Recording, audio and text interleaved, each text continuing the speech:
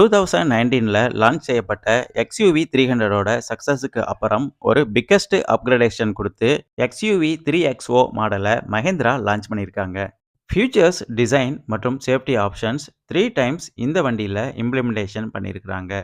மஹிந்திராவோட ஃபேமஸான X100 Tivoli பிளாட்ஃபார்மில் தான் இந்த 3XOவை மேனுஃபேக்சரிங் பண்ணியிருக்கிறாங்க.